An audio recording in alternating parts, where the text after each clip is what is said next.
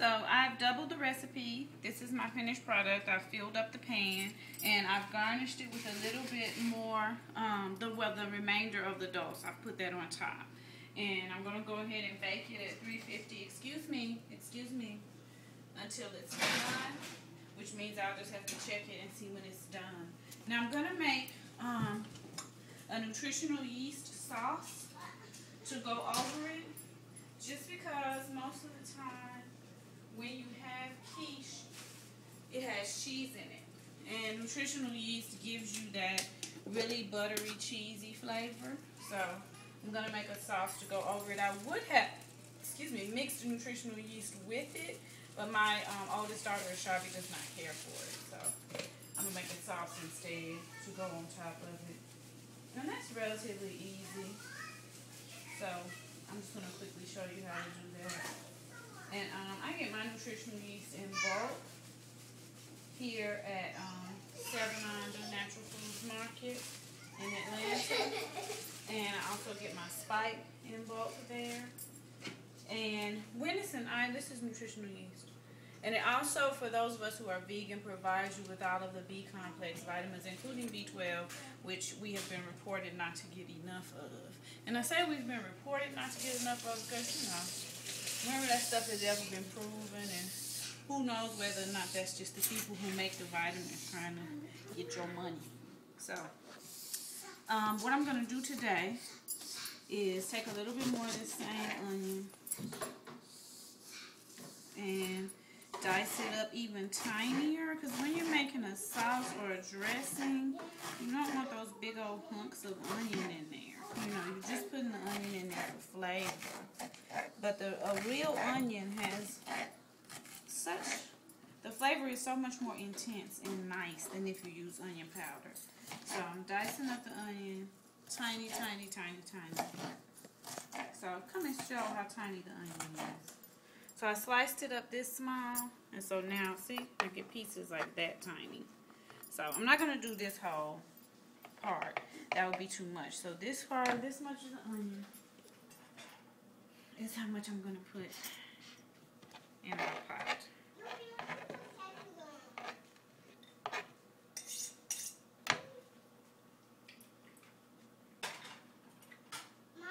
And with a little bit of purified water, which is what's in my kettle, left over from making tea, because my water jug is empty because I need to go buy some water. So I'm using what's in the kettle until I get back over there to buy some more water. And I'm going to put my, like I said, my staple seasonings, some garlic in there, some spike, which my daughters normally put in a shaker for me. So I'm too lazy to put it in the shaker. But they'll generally, when the shaker is out, they'll fill it back up. But they haven't had time to do it yet. So I'm just digging it out of the bag, which is what I do. And you know, it kind of makes me feel like a real cook or something. I'm going to put the last of this almond milk in there too. And then I'm going to let the, you probably have to come around here. Is my battery that low? That it has to stay on the phone? Thank you. Can you guys please? It's not a dash to watch a movie. So if you come in and look, this is what it looks like. I'm going to let the onion saute. Give it back to her. You were finished with it. Give it back to her and apologize. And you know that your onions are done when they become transparent. So,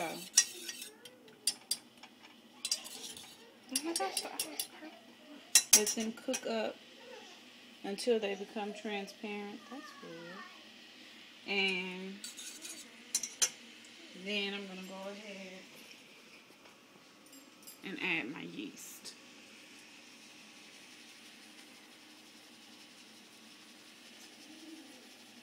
Okay, and that may be too much actually. But here, we're going to start with that, huh? You're doing food. Daughter's making fun of me. But now, of course, I don't mind having nutritional yeast sauce on everything. So it can't really be too much, but it may be too much for this morning's meal. So you can add some water to it. You want a gravy-like consistency. No. No, no, no, no, no, no. No, no, no, no, no. Then you're going to whisk it. And let it cook until it thickens a little bit. And see how thin it is? You can see the thinness of it. See? So that's not really enough yet.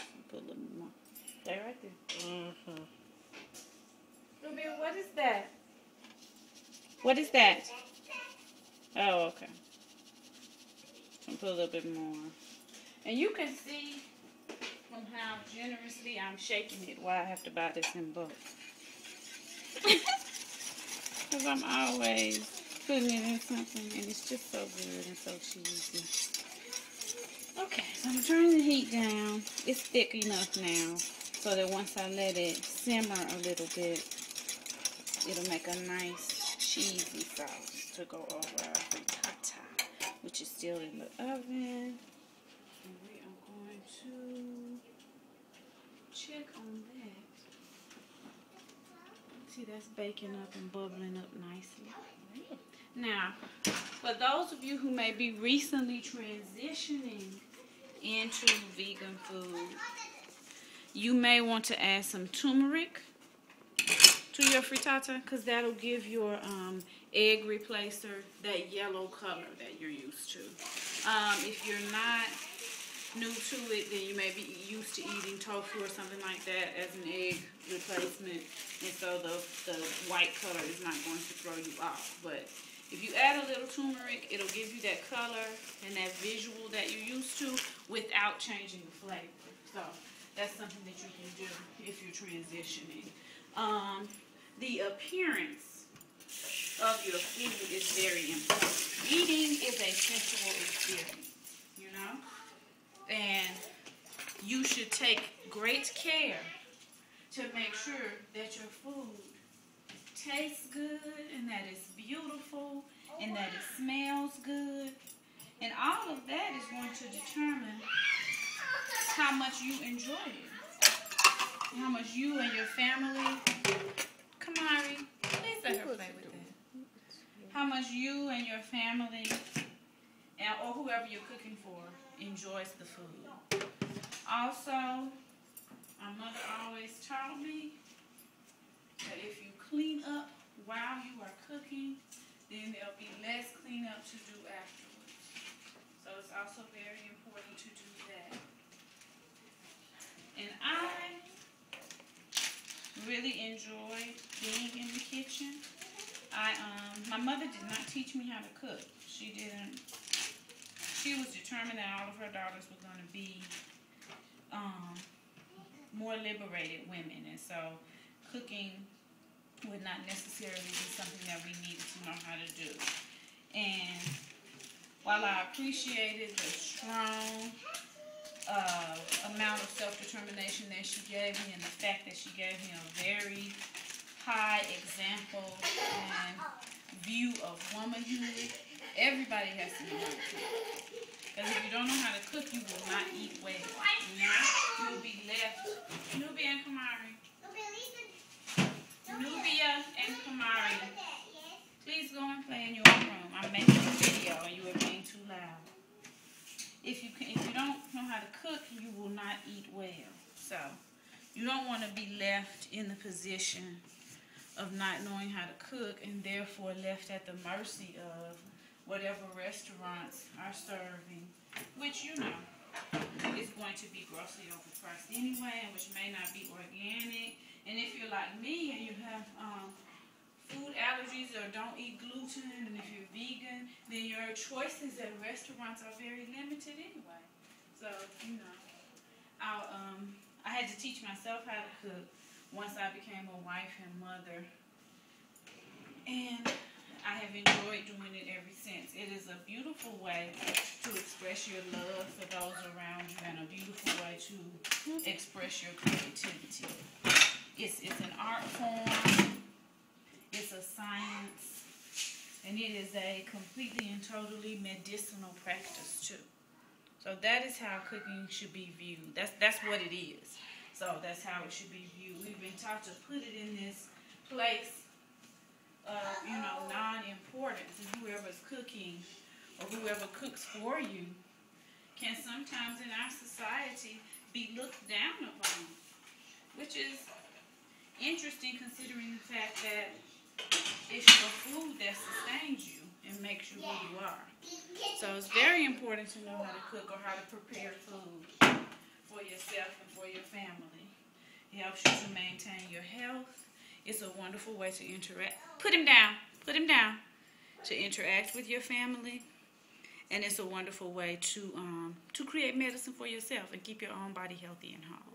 So that is my completely vegan and completely gluten-free frittata, complete with nutritional yeast sauce to go over it. I will do one last little take once it's done, and I cut it and put it on the plate so you can see how beautiful it looks. But outside of that, we are complete. We are finished with this particular video. This is the Urban Empress. Hola, Omi. Odabo.